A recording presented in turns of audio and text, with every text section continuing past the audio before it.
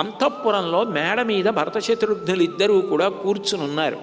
కూర్చుని ఇంత అందంగా ఇన్ని కాంతులతో ఇంత సంతోషంతో ఉండవలసిన అయోధ్య నిజంగా మా నాన్నగారు అనుకున్నట్టు యవరాజ్య పట్టాభిషేకం రాముడికి జరిగుంటే మనిద్దరం కూడా గిరివ్రజపురం నుంచి తిరిగి వచ్చి యవరాజ్య పట్టాభిషేకం చేసుకున్న రాముణ్ణి చూసి ఎంత ఆనందపడిపోయి ఉండేవాళ్ళము.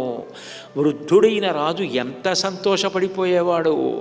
అన్నగారి వెనక నిలబడి ఈ రాజ్యం సస్యశ్యామలంగా ఉండడానికి ఎంత పరిశ్రమించి ఉండేవాళ్ళము. అన్నదమ్ములంటే ఇలా ఉంటారనిపించుకునేవాళ్ళం. ఆ మందర బయలుదేరి చిచ్చు పెట్టింది. మా అమ్మ కైకమ్మ అడగరాని వరములు అడిగింది. చివరికి అన్నగారు అరణ్యానికి వెళ్ళిపోయాడు, నేను రాజ్యం తీసుకోలేదు, రాజ్యమంతా ఇట్లా అయిపోయింది అని వాళ్ళు బాధపడుతున్నారు. అంతలో ఒక సైనికుడు వచ్చి, ఇదిగో అక్కడ ఉన్నదే ఒక గూనిది, ఒళ్ళంతా బంగారు ఆభరణములు పెట్టుకుని పట్టుచీర కట్టుకు తిరుగుతోంది. ఆ మందరే మీ అమ్మకి బుద్ధి ప్రచోదనం చేసి చెప్పరాని మాటలు చెప్పింది. ఆవిడ మాటలు విన్న కారణం చేతనే మీ అమ్మ కైకమ్మ 2 వరాలు అడిగింది, ఇంత ఉపద్రవం ఏర్పడిందని చెప్పారు. శత్రుఘ్నుడికి వెంటనే ఎక్కడ లేని రోషం వచ్చింది.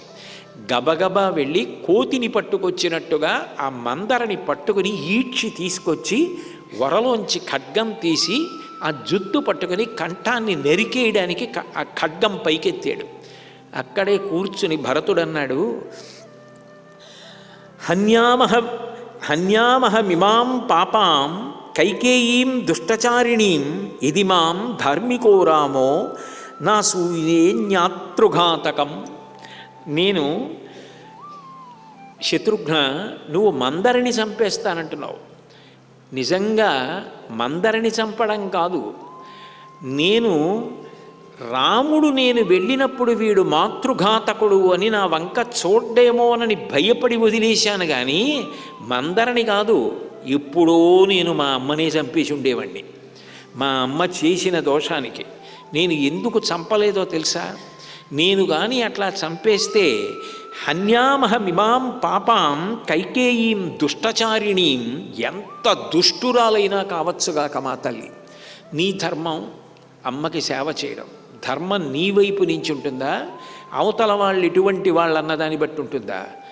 అమ్మ తప్పు చేసిందో అమ్మ ఒప్పు చేసిందో నీకెందుకు? అమ్మని అమ్మగా పూజించడం గౌరవించడం నీ ధర్మం.